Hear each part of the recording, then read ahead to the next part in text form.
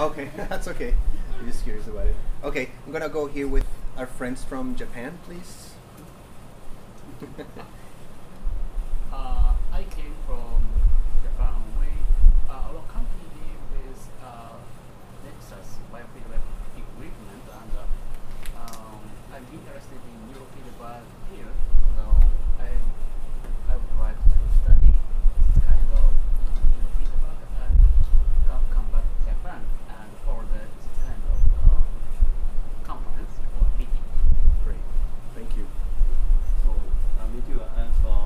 My name is Santiago Brand, and I came from the China, Nagano Prefecture, So, we have an experience of selling the Nexus, and our company is basically research field and clinical research field. And actually, in Japan, biofeedback and neurofeedback is still new way, and recently government made for the health insurance cover. However, and it's a mine. But right now, the mental disease health problem is same situation in Taiwan, and that's a big issue. And so, right now, related, as I said, integration is very important for the sometimes. Right now, mindfulness concept or other therapy way is becoming much more popular in Japan. And also, some researchers are still interested in biofeedback and youth. But still there are a few using the qEEG. So especially personally I'm interested in how to use practical use of the qEEG and from your experience. Great. Today I'm very expecting to run and share the information with the qEEG. Great. Practical use. Thank you. Okay, thank you. Back there, please.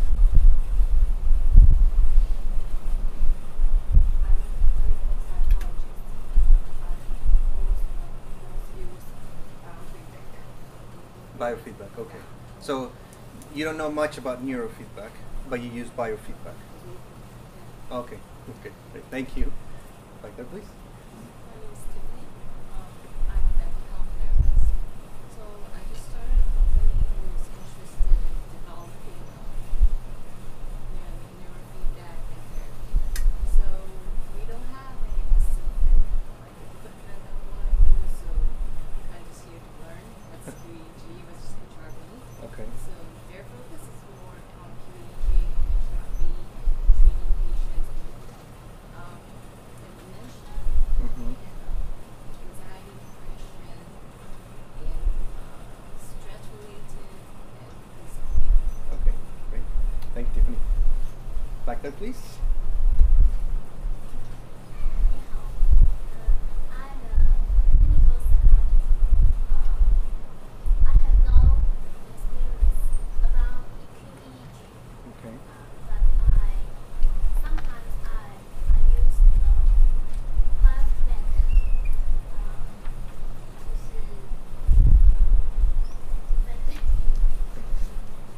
Great.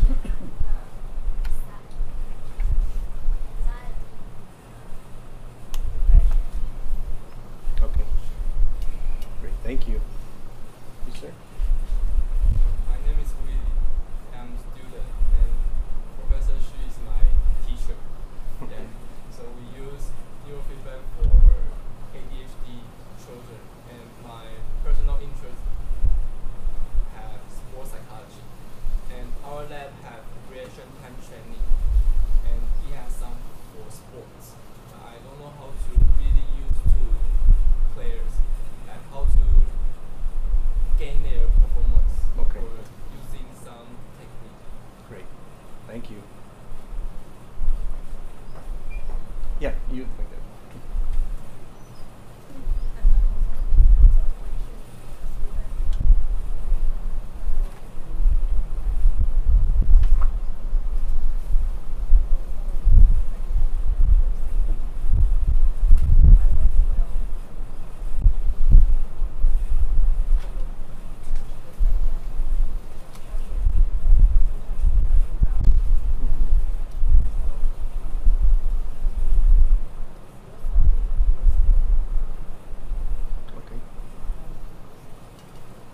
And are you looking to use neurofeedback as a way of combining it with medication, without medication?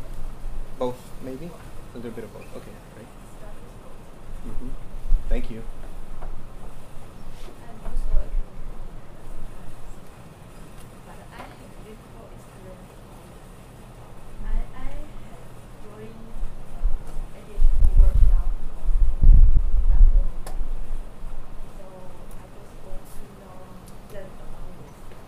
Great. Learn more. Okay, great. Thank you. I can by our system, and my research is focused on health group development.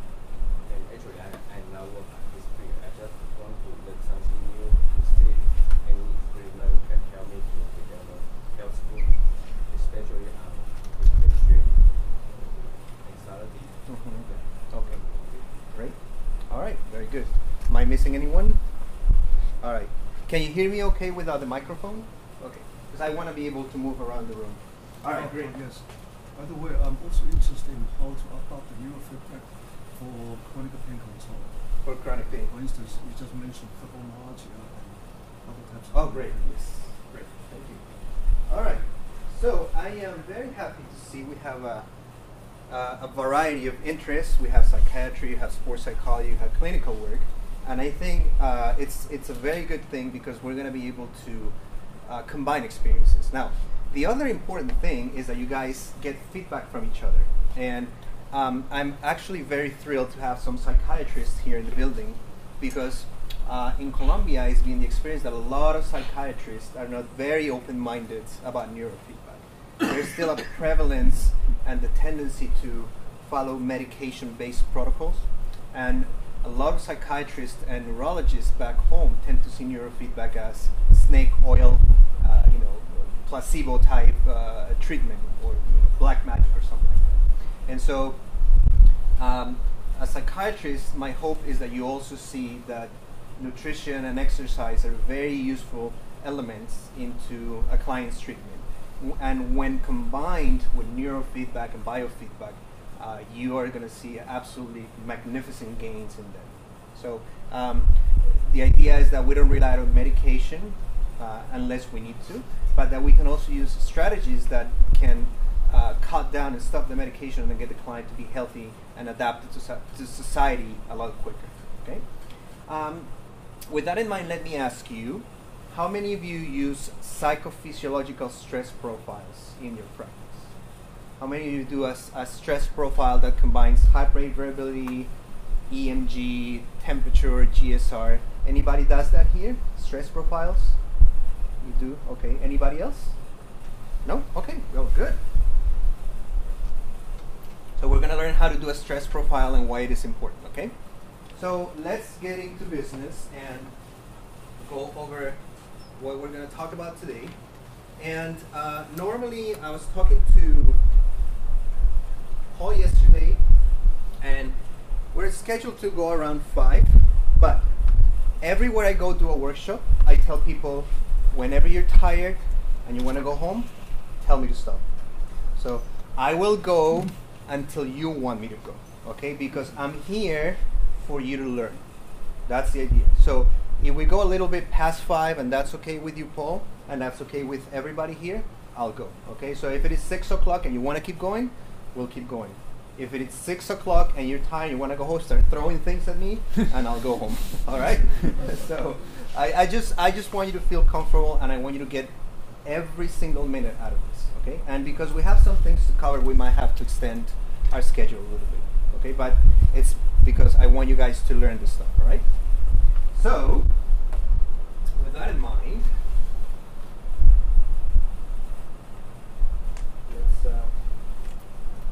let's look at what we have in store today.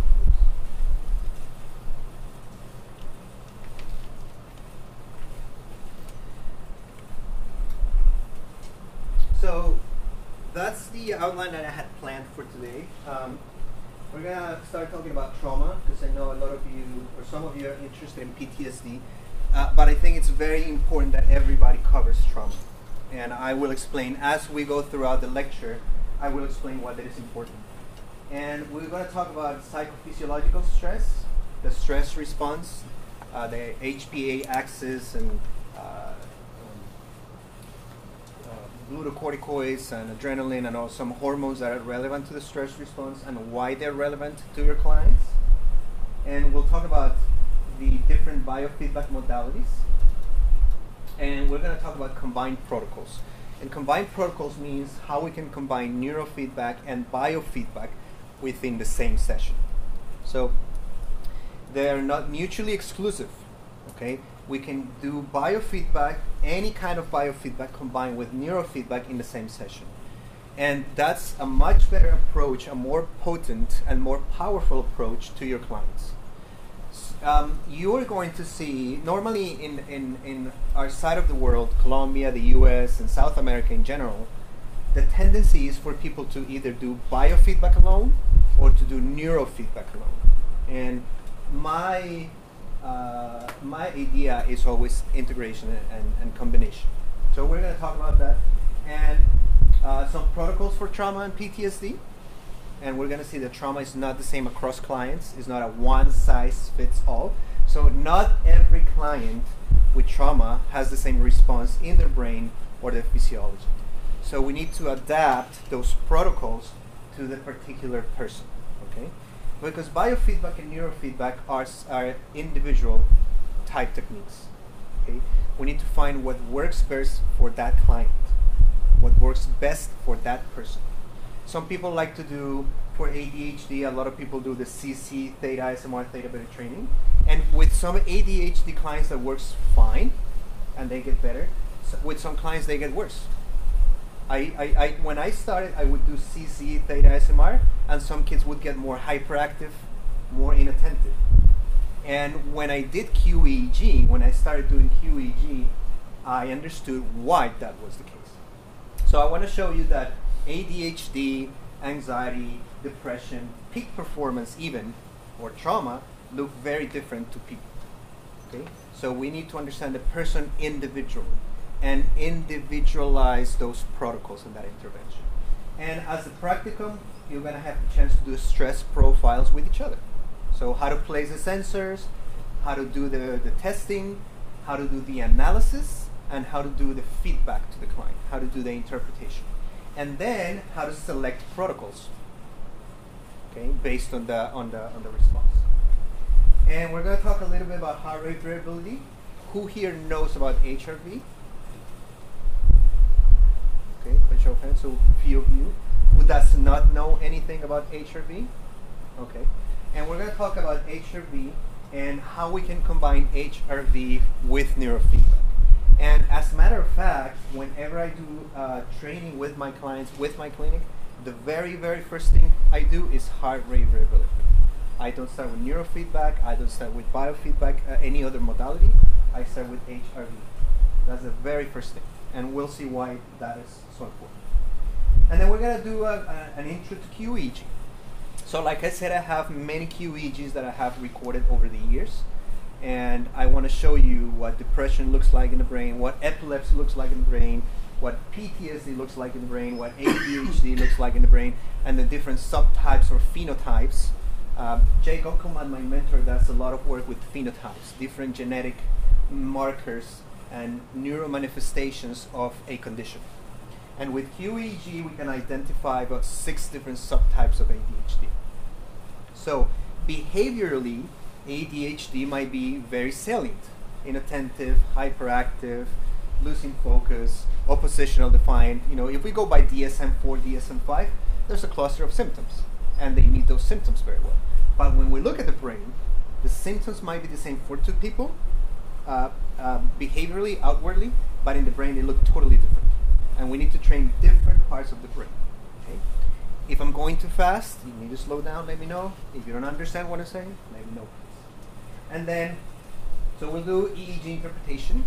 So you will have the chance to look at an EEG, look at the brain waves, start identifying patterns. It's really fun work. And we're going to talk about qEEG-based neurofeedback. So a lot of you, everybody here is doing neurofeedback based on symptoms and the knowledge that you have acquired through your previous trainings. Okay? and we're going to see what are the pros and the cons, what the advantages and disadvantages of doing qEEG are. Okay? Is it always necessary to do qEEG? Is it always important to do qEEG? Is it always optimal to follow the qEEG when we do a training protocol? That's what we want to see. And then we're gonna talk about protocols.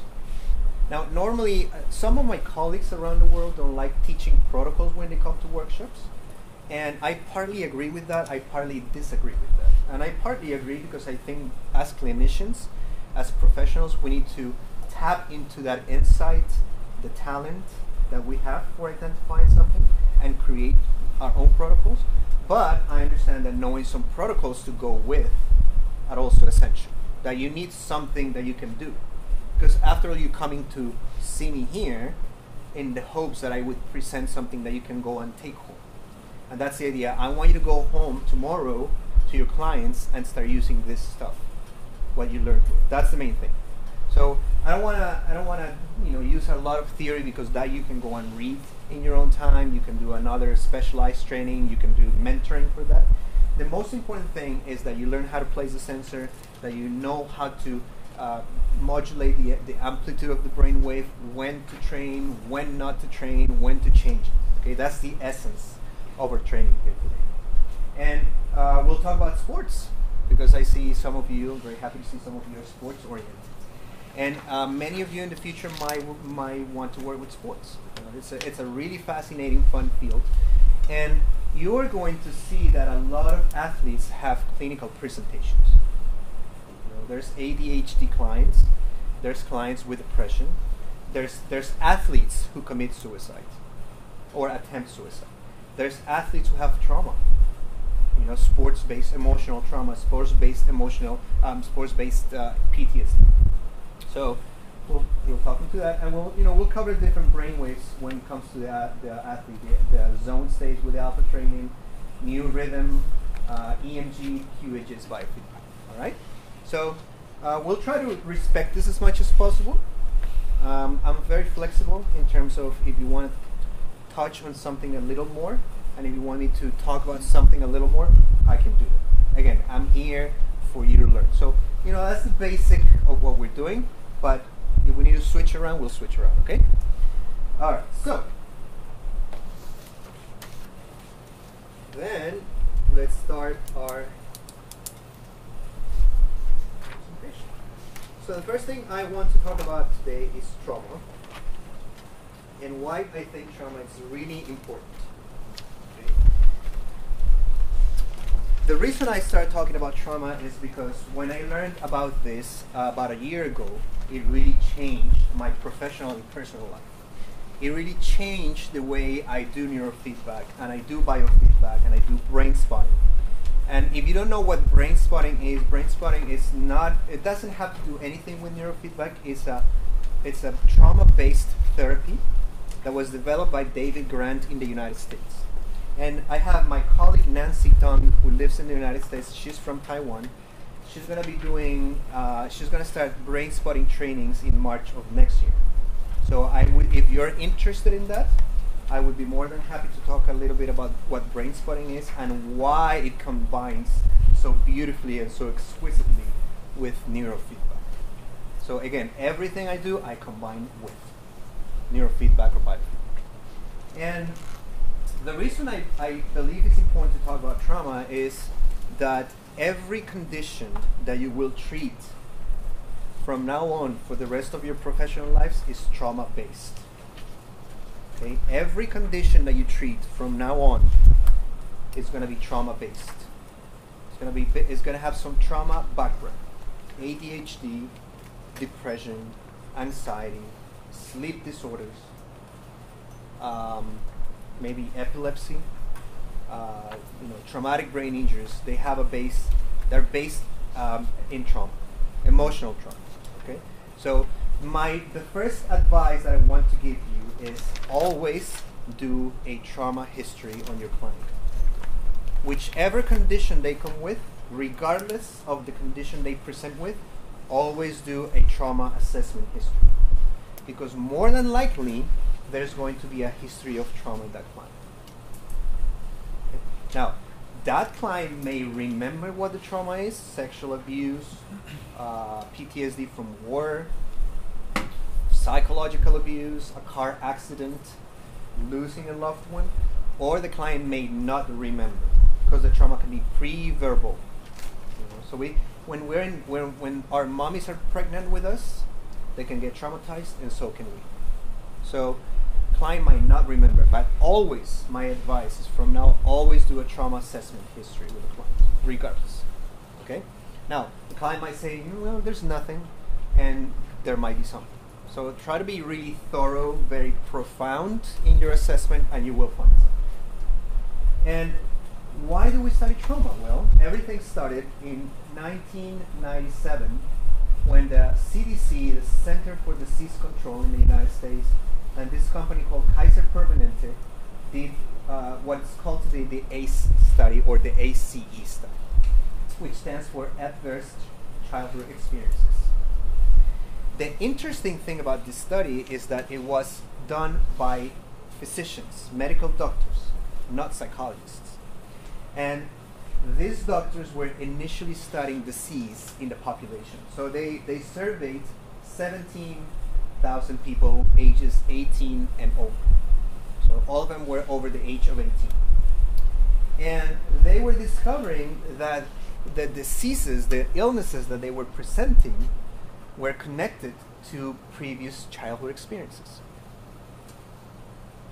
And so they looked at a series of dimensions that are very important. And these you have to look for, probe for, or ask for when you do your assessments. So see if there's emotional abuse, meaning you were insulted, you were put down, you were treated in a way that emotionally and physically hurt you. Obviously, the physical abuse being punched, hit, slapped, thrown, all those things. And sexual abuse. In the category, they categorize it as being abused by a stranger 5 years older, at least. Okay. So there's probably a history of sexual abuse, there's probably a history of emotional abuse, there's probably a history of physical abuse. Even ADHD children, a lot of ADHD children, their behaviors are based out of trauma. Okay, and their hyperactivity and their being inattentive can get exacerbated, can get worsened by the trauma, if there's some. They also looked at domestic violence. So my dad treated my mother violently. He hit her, he insulted her, he would abuse her constantly. And I was a witness to that. So being a witness to domestic abuse, domestic violence, is also a component of trauma. Substance abuse. So abusing alcohol and other illegal substances at home can be a cause or a trigger for trauma. Mental illness. Many of your clients will have a history of mental illness in the family, or physical illness that is connected to the mental illness. Some of the depressive clients that I work with, they have relatives with diabetes or hypertension or other conditions that are related to the psychological illness or condition that they're presenting. So it's very important to not only do a trauma history, but also do a thorough medical examination of the client. Your client needs to be checked for a lot of things. Okay, brain tumors, heavy metals, gastrointestinal inflammation, a lot of all those things, and we'll talk about that in more detail as we go. Your parents being separated or getting divorced, and somebody at home going to prison for a crime. Okay? And also emotional neglect, being neglected emotionally, not being touched, not being carried, not being caressed, not being fed, not being talked to nicely, so it's just being neglected in general. And I will show you some qEEGs of children who have been adopted or who have been in foster care, and they have a particular signature that is it's telling of the things they went through as a consequence of the lack of physical and emotional contact. Okay? So they developed this pyramid, and it's a sequence that goes in a linear order, which starts with the adverse childhood experience or the trauma. So it starts with a traumatic event, whether it's pre-verbal or verbal, and we know about it or we don't know about it. And there is a disrupted neurodevelopment. So our brain, it's wired differently, and our organism is functioning differently as a consequence. And there's some social, emotional, and cognitive impairment, obviously. This one is the key element, which they studied in the research, the adoption of high-risk behaviors, using drugs, having sexual contact with, sexual intercourse without using protection, trying dangerous behaviors. And it ends up in disease, disability, and social problems, and early death. So a lot of the people who participated in the study died early as a consequence of that sequence of events that started with a trauma. And so that's very important to know, because your clients, especially the severe cases, will be at risk of early death because of the adoption of risk behaviors and traumatic or adverse events in their life. So it's important to start here if we have a chance, but some of the time the client is going to show up all the way up here.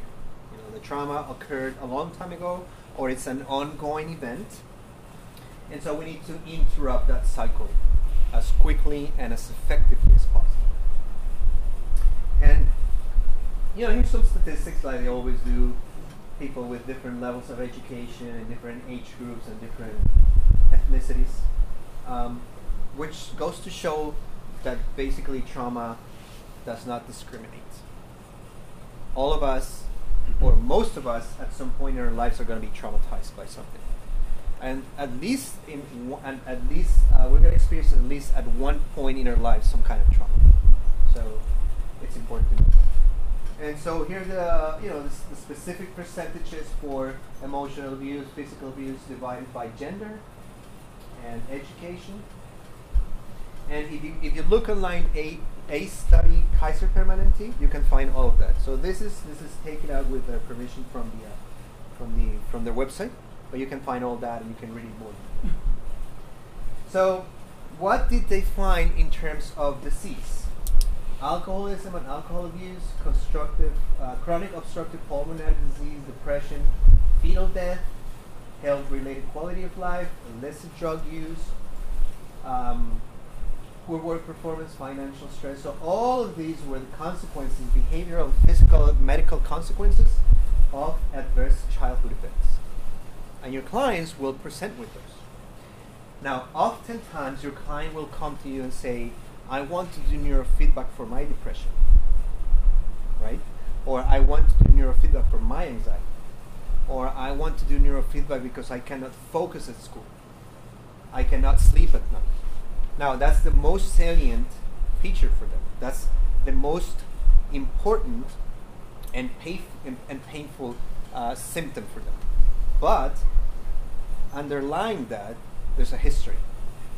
And depression could be trauma-based, anxiety and panic attacks could be trauma-based, even ADHD could be trauma-based. So we need to look beneath the surface at what's going on. Okay? And this takes us to inflammatory chronic stress. And there's a really good book called Waking the Tiger by Peter Levine, which is one of the foremost authorities in trauma treatment. And he created a technique called somatic experiencing, SE. And this book is from 1998, but it's a very, very good basic textbook. If you want to understand trauma and the dynamics of trauma, I recommend that you read this book. And he says, if you're experiencing strange symptoms that no one seems to be able to explain, it could be arising from a traumatic reaction to a past event that you may not even remember. You're not alone. You're not crazy. There is a rational explanation where it's happened. Now this is very important. You have not been irreversibly damaged.